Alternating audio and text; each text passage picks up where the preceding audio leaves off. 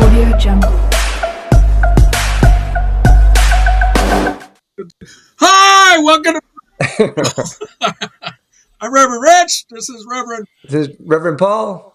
And we have a special show today with our guest, Dr. Reverend, or Reverend Doctor, depending on how you want to say it, Jesse Jennings. Woo! Woo! So, Yeah.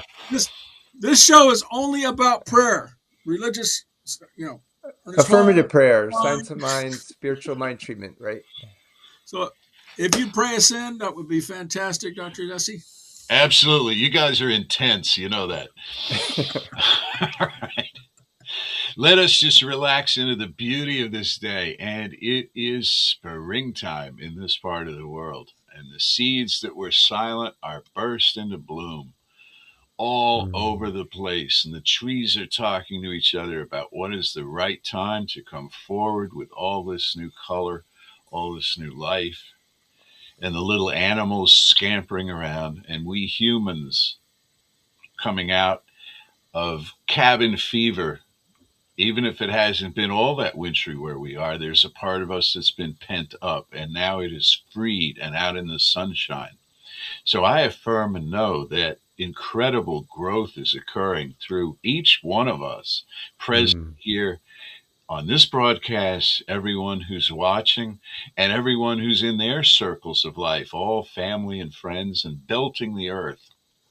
I know that peace is an idea whose time has come, that wholeness and wellness and abundance for all of Spirit's family is a certainty, and I call it forward now into form in this day, in this time, for this time together, for everything that comes of it. I am so deeply grateful. I release this word now into that one life that overarches us all. And so it is. And so it is. Well, we have a little bit of an introduction for you. He is located at his website, which is creativelife.org, creativelife.org, for those that like to spell things out like me. And he has a book that he just put out. How long ago was that? 21, end of 21. Okay. You want to show us that book? Because we're going to plug that right now. Look at that. Oh, the other way. There we go. There we go. Yeah. And then we'll make sure we put all that inside of the show notes. He's a fantastic author of many Ernest Holmes rewritings of his books and his own stuff inside of it. He's fabulous. Remember, this show is only about prayer, but we also throw in other goodies and stuff. And so, you want to tell us a little bit more about yourself? Well, I've been in this a long time. As a matter of fact, this summer will be 50 years I've been a religious scientist. Wow. I got into it at 20.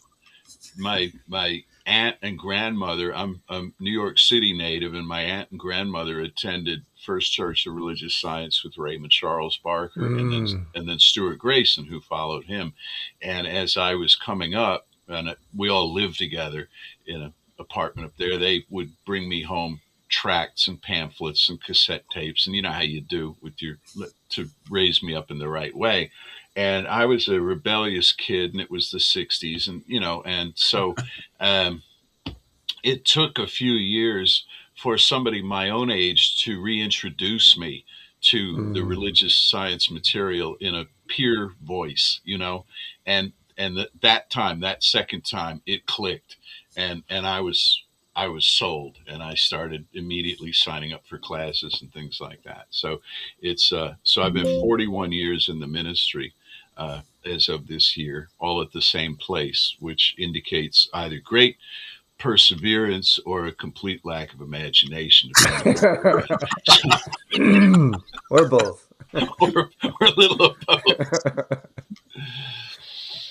Yeah, and I met you two in ministry school classes out of Seaside. So where I'm going to be in a couple of weeks, working with Seaside again. So thank you for having me on here.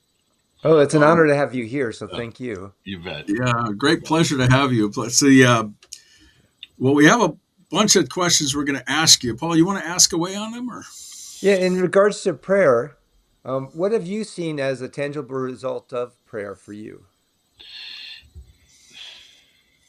increasingly, I am embracing something called process philosophy without knowing before that that's what it was. In other words, a consciousness came to me that the universe is not static. We don't manifest things. We manifest processes. We manifest experiences that thread together into processes. So what I've seen as tangible results for prayer are opening processes. You ask, for example, you ask for patience and you get to wait. That builds, right? That builds you're not just immediately, different. You have to grow into it. You ask for. I was talking about this on Sunday. I said, the Bible passage about if you ask him for bread, will he give you a stone? And it sounds like Jesus is being sarcastic, but really, what happens is you get a stone. You ask for bread, you get a stone to grind the wheat on. You get to combine the ingredients yourself and stuff. So I've chiefly seen tangible processes like that where things start to unfold. You get an idea, you commit to the idea. Next thing, people show up who have similar ideas, like your experience, Paul, with the downloads. And people ask you to do things, or they come to you for the strengths that they feel that you have, or they come to you to fill the weaknesses that they feel you have, or that appear, out of the universe. Stuff happens, and you grow in an integral sort of way. I've also seen tangible healings. I've seen healings where the physical condition didn't necessarily immediately go away, but the right specialist showed up, the right process, the right journey, the right diet, the right exercise routine, that kind of thing.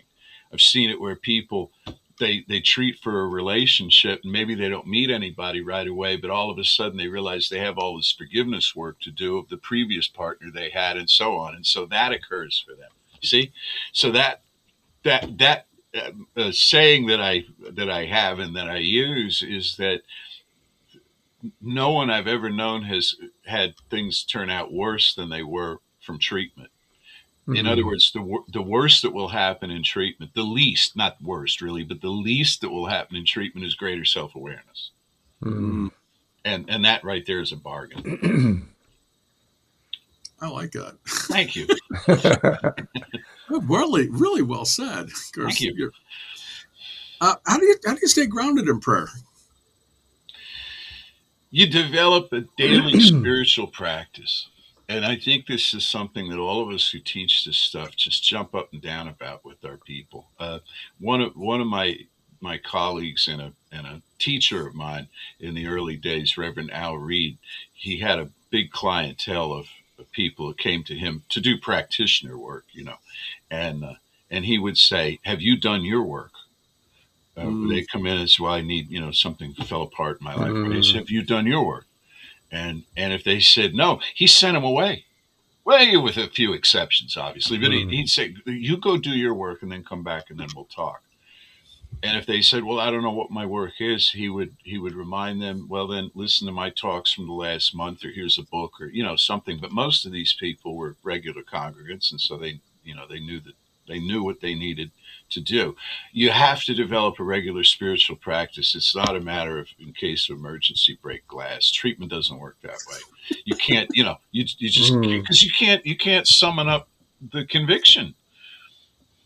If you don't live, let me just say this one. If you don't live in the consciousness deliberately every day, and as much as possible every minute of every day, that the universe is one whole system that's built on order. If you don't revisit that constantly, you lose that thread.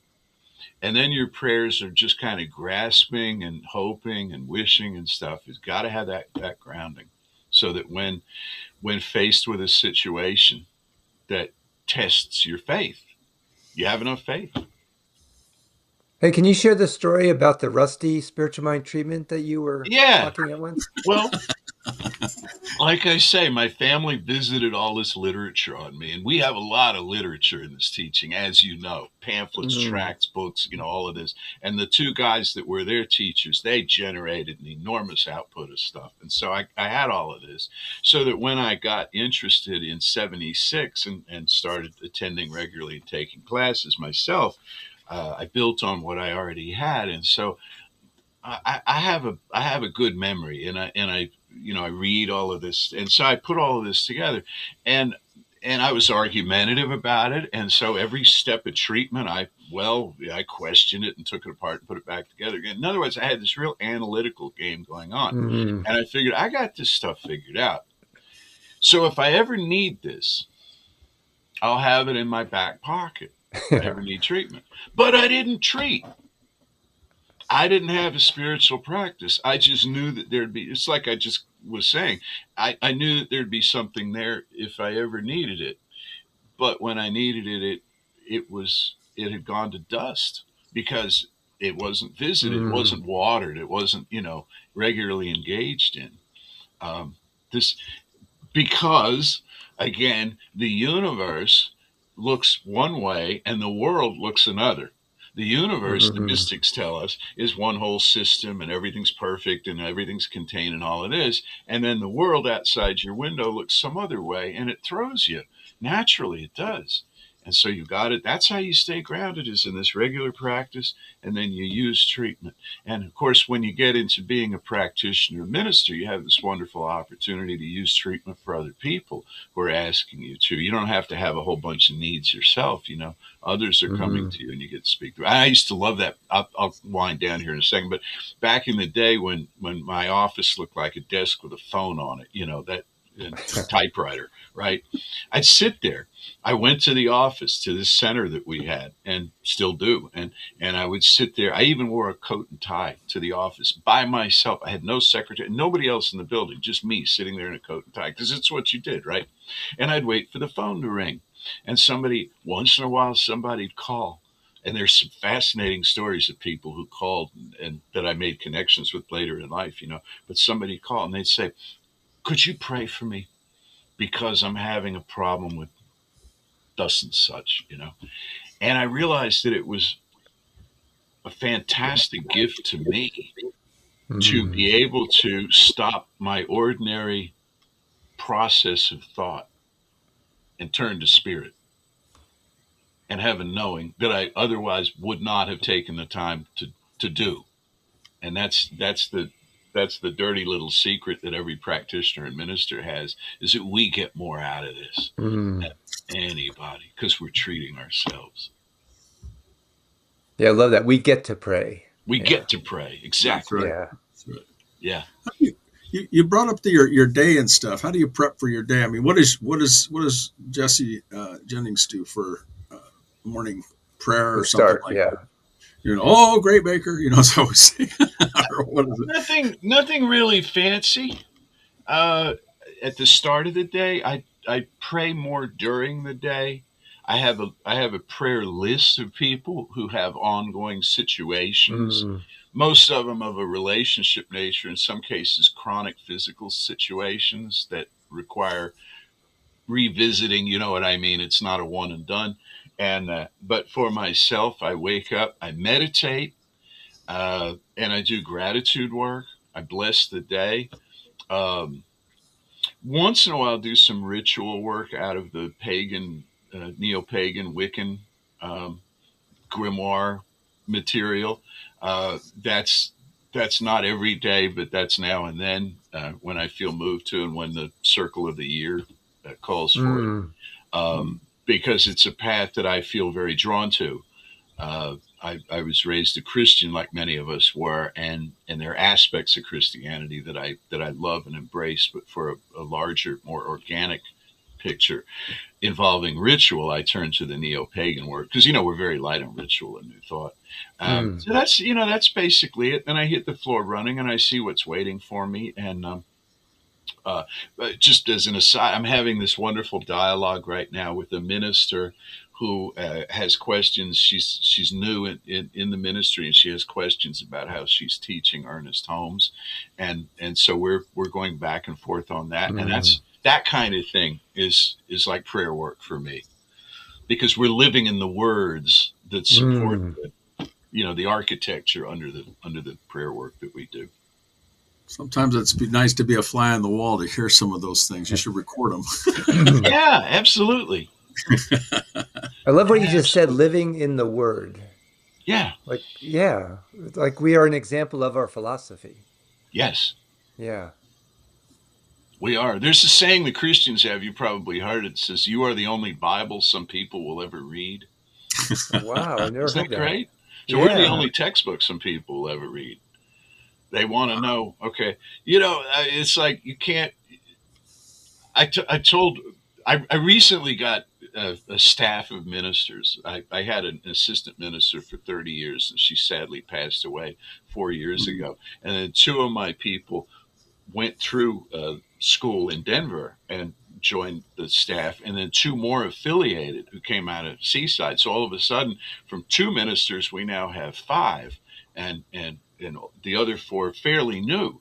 And so one of the things they said, "What kind of advice do you have?" And everybody has their own portfolio and is doing their teaching Mm. their own classes and stuff. But I said, "Well, one this just came to me." I said, "One of the things is you can't lose your shit in front of people. You can't just freak out, okay? If you have to freak out, come to me, and we'll Mm. sit and freak out together. But there's this, you have to look like you know what you're doing to maintain the credibility and stuff. And so yeah, it's there's an expectation that's placed on you when you are a practitioner, a minister, that you Mm. pretty much have things together. And if you don't, then you do that work privately with the people you trust. Mm. Hey, how have you seen your prayers change over time?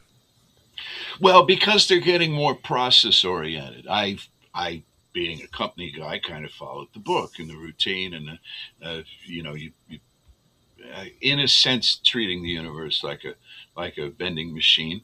Mm. Give it the right faith. Here's your new good. Um, then it occurred to me that before I knew about the science of mind, before anybody knows about the science of mind, they're buying cars and houses and having relationships, doing all kinds of things. It isn't like this is an entry point to that. It's an entry point to consciousness about that. So then I started looking at things, as I say, in more of an organic, process oriented kind of way. And that's how my prayers have changed. And really, I don't pray all that much anymore about my own needs and wants, because my own needs and wants are pretty much taken care of. Mm. Um, I pray to know, I treat to know, obviously, in the case of people who've requested prayer, what it is they are seeking, and how I can help them, and the right words to say and the right presence to be. I'll give you an example. This past Sunday, we had a memorial service at our center for a woman who had attended briefly pre-COVID and stuff, and her family is mostly all born again Christians, and so I treated beforehand but they wanted it at our center with our musicians and this. And so I treated to know that I could be of comfort and support to these people, and Mm. and not give them a cringy kind of event that they have to sit there and translate like we might do. Were the situation reversed. So I treat to know that I'm guided to say and do the right thing, show up at the right time. I treat for the world. God, I treat for the world. I treat for peace Mm. in the world and clarity amongst our leaders and justice and peace and all this kind of thing. And and I feel like in doing that, I'm joining a larger chorus of prayer that's going on through all faith traditions. It's interesting you brought up the process. I mean, I'm a programmer, so I sit there and I see things as a process when I do it. Mm. A to B to C to D, and Yeah. this after D, it's done. And in programming, you run a certain program or a segment, and it's done. You don't go back to it unless you need to rerun the program again. Like with prayer, we run the program to run a prayer again. Yeah. And I thought that was interesting how you put that. Yeah, and that's something in prayer. When you finish your treatment, you finish the treatment. That's why the fifth step is release, and you have released the thing from your intellect into subconscious mind, and you trust that something's going to happen. And if you treat it, and you know this, but when you treat again, you treat from where you left off. You don't treat from, well, I guess that didn't work, so I have to dig it all up and start over. Instead, it's like, well, I'm going to pick up the process wherever it is. And spring, and this whole season thing is a great metaphor for that. Seeds underground, right? Nothing's happening, but yeah, it is. There's preparation. We have our symbol up at the top there, the teaching symbol. Yes, exactly. Exactly. The descent of spirit into form. Boom. Yep. Yeah. So how do you know when to release for you? When the Release. feeling is complete. And Paul, that was something that in the back pocket scenario, that was something that I didn't understand. I didn't internalize in the first go around when I was learning about treatment is the importance of feeling in it. I tripped out off on the structure, the right words, like it was a spell, like it had, but it's the feeling of yes, the feeling of being already stepping inside the reality that you've just declared and pulling it around you. And when I feel that kind of cocoon thing, of yes, I'm inside of this, that's when I feel I can let it go. Is that sort of like spell is is a formula, if you will, like they do with alchemy, but the process of it when you're doing your prayer itself, are you releasing it as a mental equivalent, or are you releasing it as a done equivalent? Listen to the wording of that, because yeah, that's a deep question. I think I'm releasing it more as a mental equivalent because the done equivalent, I don't have a lot of control over that. Like going back, we talk about don't ask how. And a done equivalent would equate in my mind to knowing how this is going to come about, what the face on this is going to be. And I can't sabe. So it's more my mental equivalent of the expectation of the thing. Which is why, again, we spend so much time in dialogue with the client, assuming it's the client situation we're working in, to find out what their mental equivalent, how would they feel if this came about, because everybody has their own, it's their game. So I may not, and you have clients that you work with that are in lines of work and stuff that you know nothing about. Nothing about, right. Right. And so you got to go with how they feel about it and try to imagine that. And there's this one mind we live in where that information is available to you as another party. But you got to listen to it, and you got to get past your own opinion about things. So it's not they have their dictionary and you have your dictionary, and knowing, like if someone says God, what does that mean to you? What does that mean to them? It might be a different meaning.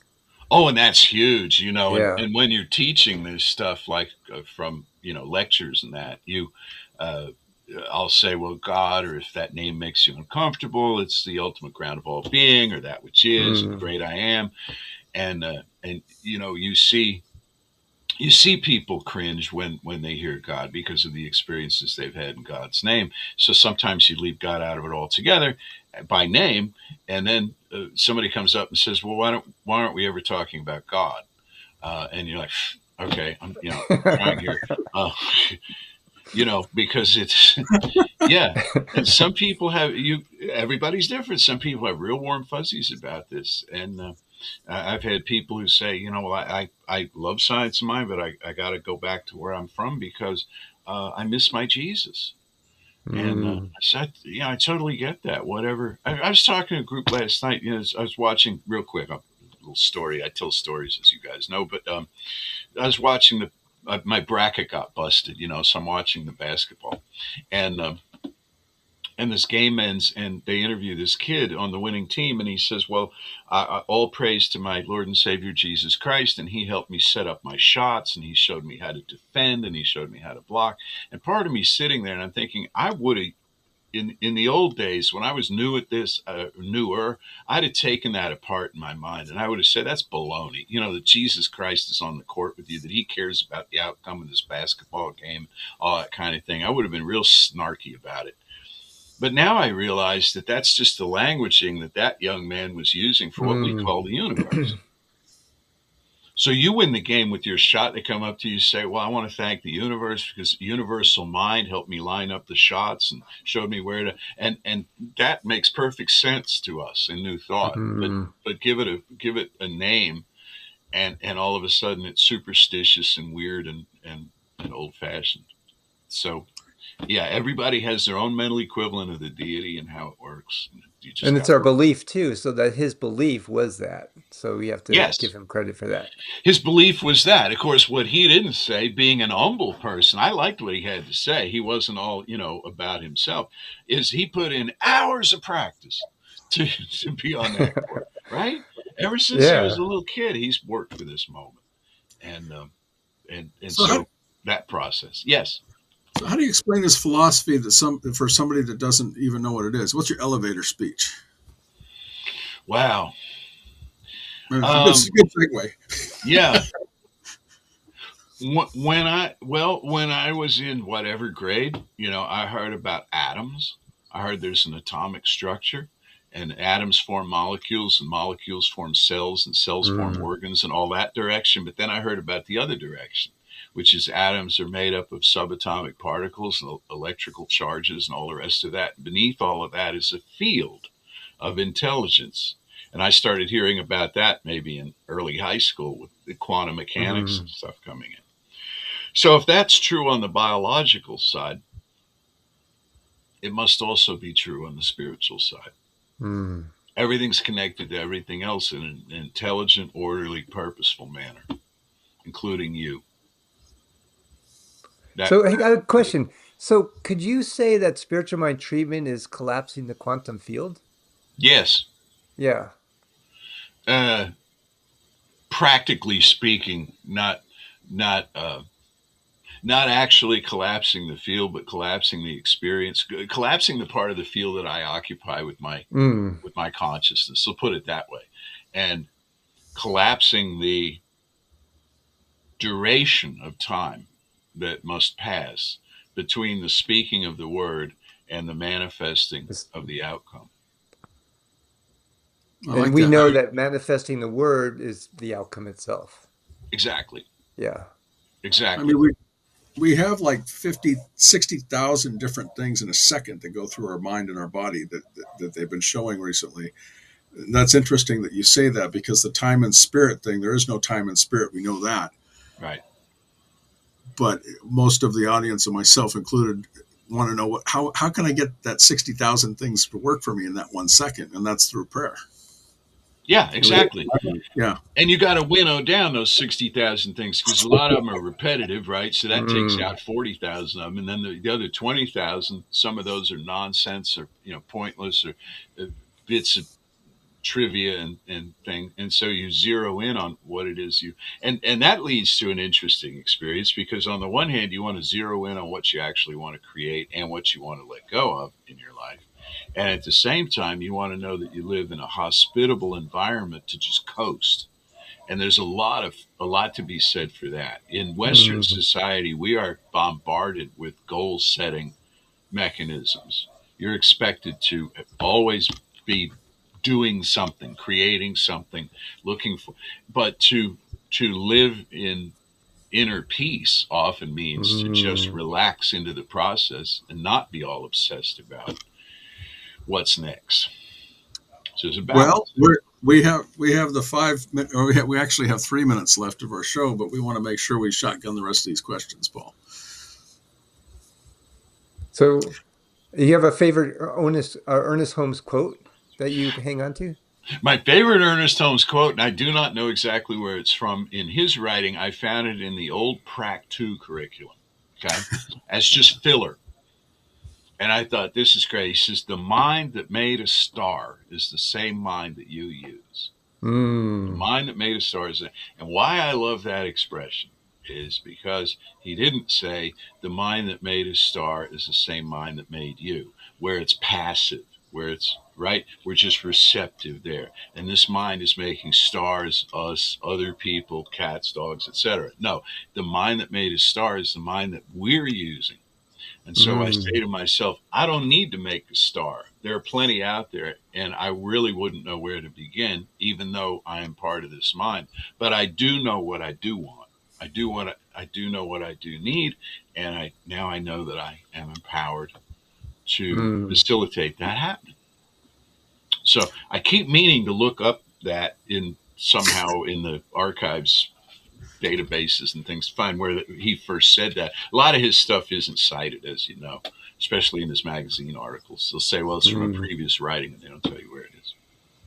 So what do you like? Do you like 5-step, 7-step, 9-step, 10-step, 8-step, as Paul said one time before? I was trained in 5-step because I came up in United, but my people, my aunt and grandmother, learned the 7-step treatment because they came up in RSI. And then there is a 9-step treatment that one of your classmates found and brought to the table in one of our previous events. And but the 5 works. The 7, the 7 is it's denial and reaffirmation. It's basically an argumentative form of treatment with 2 more steps put in there. The 5 seems elegant to me, and symmetrical, balanced, because it's got the center step with the two of meditation leading up to it, and then the center step of declaration, and then the 2 of gratitude and release. It just seems, I don't know, it seems congruent, It clicks, yeah. It clicks. Yeah. And very often I'm sorry, go ahead. No, go ahead. Good. Very often what I'll do in spiritual practice, at least some of the time during the day, is just do the first 2 steps. Where I'm not declaring a particular outcome. I'm just affirming the presence of the one life and my life in it. As you, right. That's perfect. And it's refreshing, and it's fun, and it's like a little pick-me-up. Yeah, and it's faith building, Yeah. So how does spiritual mind treatment show up in your life? I mean, you're a walking example of it a lot because of experience, but do you just flowers come from a door or something like that, or so here's a car? Not so much that. I've always had a kind of more of a prosaic view of that. There are people who, well, I mean, I was raised in privilege. I came from a fairly well-to-do family, and it was the kind of people where if they wanted a car, they went and bought one. And it wasn't a big, but it's easy for us to say when that's the case for you. And there are people in the world who, and I feel very strongly about this, and I'm doing some work in this regard, but there are people whose prosperity demonstration is a good 4th tire on the car they use to get to their 3 jobs every day. And we forget about that very often in New Thought, because these might not be the people that are sitting in the chairs in our centers, And so the people in our centers, very often it's like, well, I want a vacation home, or I want to travel to India, or I want to do this. And we're surrounded by all kinds of people that are living paycheck to paycheck and meal to meal. So with respect to that, I treat to know that there's enough for everybody in terms of infrastructure. There's enough, the food banks are well supplied, and the social systems, the social net, safety net is in place for the people that are struggling, and that so that occupies a lot of my prayer life. But as far as manifesting things, it's mostly at the level of ideas. I want to know what to create a class around, or what to give a series of talks on, or something like that. It's going to benefit people, and it's going to cause me to grow. And I got to say this: I challenge myself. I don't just regurgitate the same stuff over and over again. I read new material and old obscure material that nobody's touched for years, and try to plumb that for stuff, and that keeps my brain engaged and keeps me fresh, and it seems to be working. I mean, we have a good center and a sweet congregation, and all of that is just completely blown up since COVID, because now I've met folks like you. How would we have? I mean, I might have met you at some event, but we wouldn't have had this depth of conversation. And we've got students. Every class you roll out, you got students in 4 or 5 time zones and so on, and it's phenomenal. Yeah, you do teach classes inside of your center, and I invite our audience to check out some of the classes that actually he is offering. I think the Bible class you had a couple of years ago that I had, and I think you're having it now again. Yeah, just finishing it now. Yeah, I know somebody that took it, and I took it myself, and it wasn't required, but I was like, well, let's see what he has to say. This guy knows a few things. So do you, brother, and you brought me the Ethiopian Bible. I did, didn't I? Yeah. Yes, you did.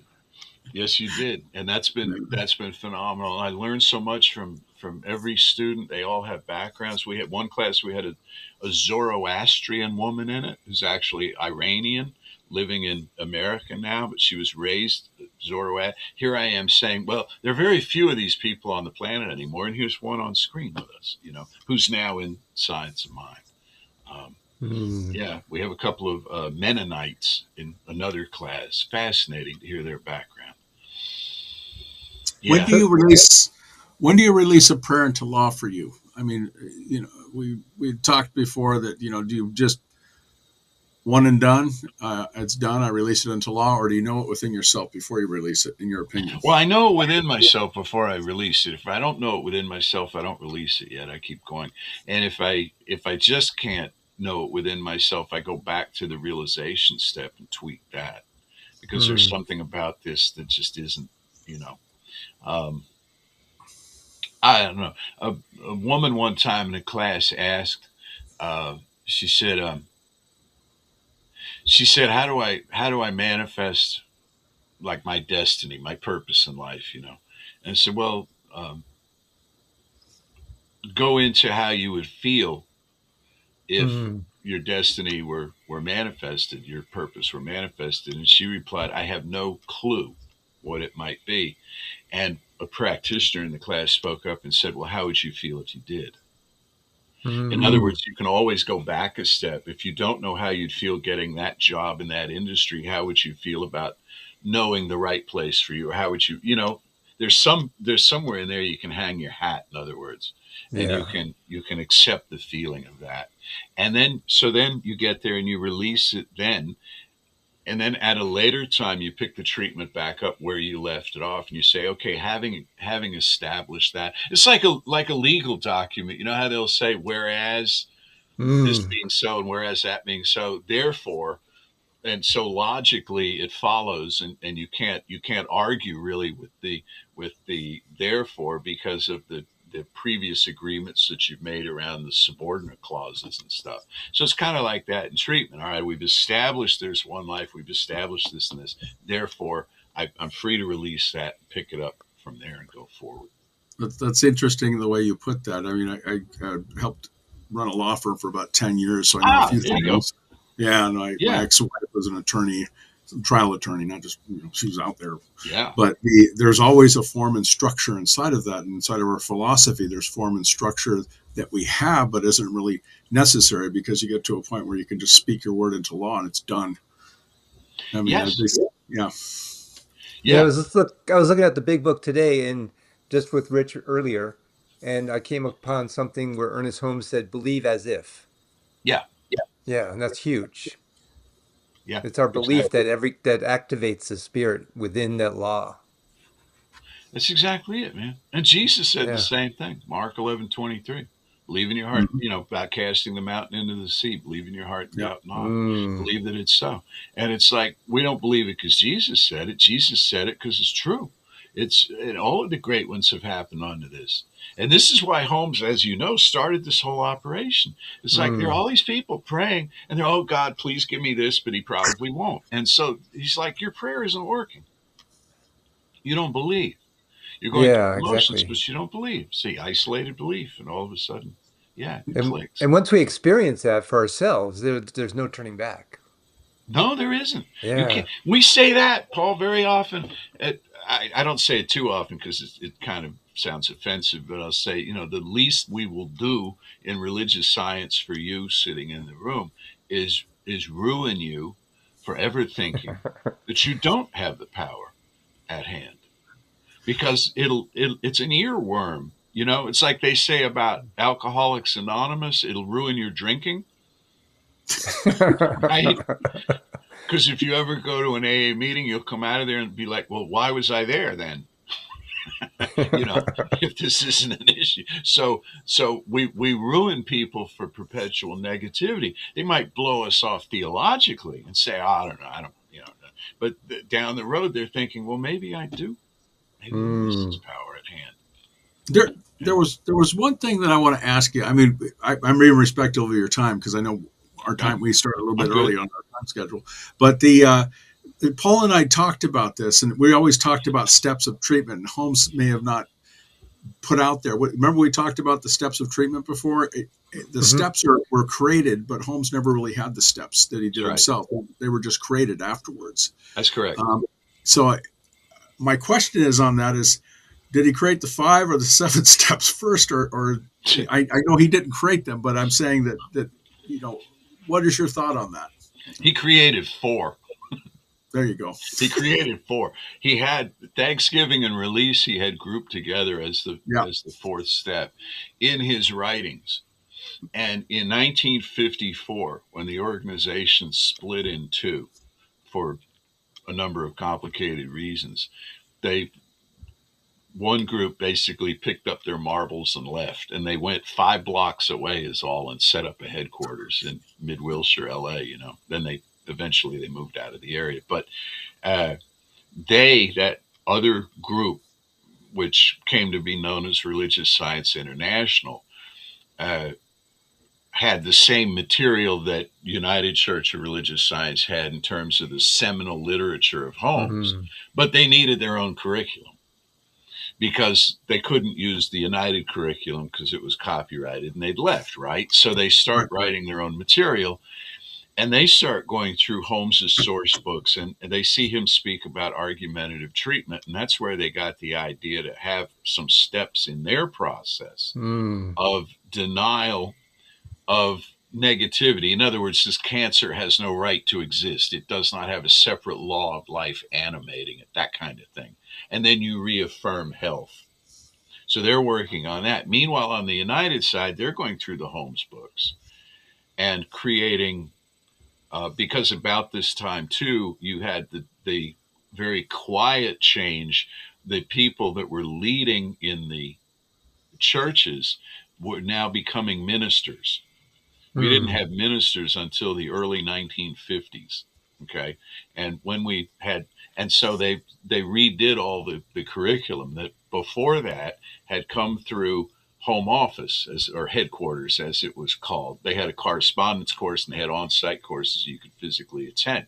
But when we started opening churches up and down California and then in other parts of the land, they needed a portable curriculum that was standardized so that people were learning the same stuff in every church, right?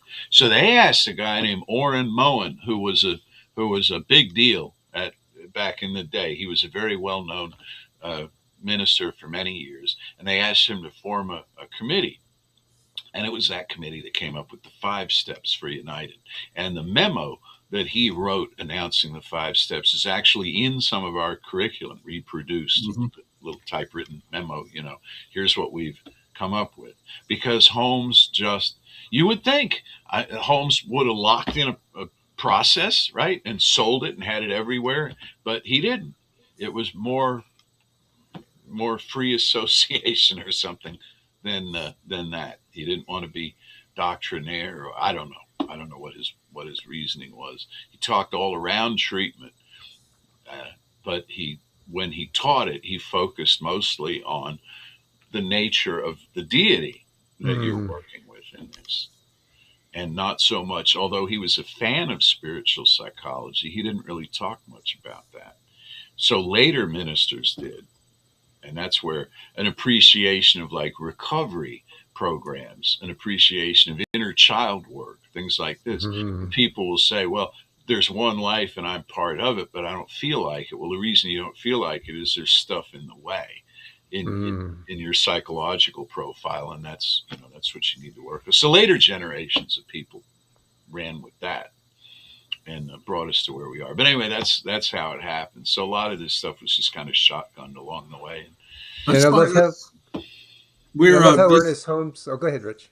I was going to say this show is unscripted, and that's why we call it conversations, because sometimes we could throw a few wrenches in here for our audience to listen out on history and stuff. Because, you've read a lot of these things. I've read a lot of these things, different types of things. And we want to throw them out there. And what do you think? Oh, well, 4 steps. I'm like, 4 steps. Okay. Oh, that book. Yeah. Well, Jesus used 1 step. Yeah. He said to Lazarus, come out. Said to the palsied man, get up. That's 1 step. And I love that Ernest Holmes. To that was right. Yeah. Right. And Ernest Holmes always said, it doesn't matter the steps that you take. It depends on what gets you into the consciousness of that one. Exactly. Yeah. So if it's 1 step, if it's 5 steps, it doesn't matter. Whatever brings you into the knowingness. Yeah. What takeaways would you want our audience to take away from this whole show today? Well, the prayer is real. Prayer works. It's not as complicated. I know it's not as complicated as I just made it sound, but it's not as complicated as Ernest Holmes made it sound either sometimes. It's just simply this. The universe is for you, not against you.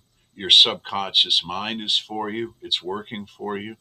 The universe wants your life to work out, not in a way that like necessarily a TV evangelist would tell you that God wants you to be wealthy and all of this. It's not like that.